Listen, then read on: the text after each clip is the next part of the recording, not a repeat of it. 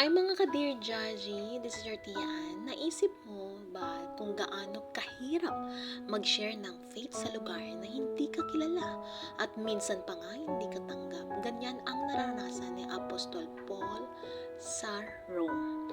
Noong panahon ng Bible, ang Rome ang pinaka-powerful na city sa buong mundo. Maraming tao, mayayaman, politiko, sundalo, alipin at karamihan sa kanila hindi pa kilala si Jesus. Pero hindi natakot si Apostol Paul kahit nakulong siya, kahit nilabanan siya ng mga tao, sumulat pa rin siya ng liham. Isang sulat na hanggang ngayon bumabago pa rin ang buhay, ang Book of Romans. Ayon sa Romans 1:16 sinabi ni Paul, "Hindi ko ikinahihiya ang ebanghelyo sapagkat ito ang kapangyarihan ng Diyos na nagliligtas sa lahat ng sumasampalataya."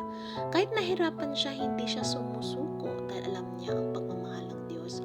Walang piniling lugar, walang piniling tao. Minsan feeling natin mali tayo sa laki ng problema natin o feeling natin hindi tayo sapat para ipagpatuloy ang laban. Pero tandaan mo, si Paul isang tao lang din. Pero dahil sa kanyang katapatan, milyong-milyong buhay ang nagbago. Tandaan, kahit saan kadalhin ng buhay, Roman yan o sa sarili mong laban, basta dala mo si Jesus sa puso mo, panalo ka. Hindi hadlang ang problema para magpatuloy sa plano ni Lord. Maliit man ang tingin mo sa sarili, kay Lord malaking bagay ka. Kaya ngayon kung napagod ka, natatakot ka, balikan mo ang kwento ni Paul. Isang sulat mula sa kulungan na naging liwanag para sa buong mundo.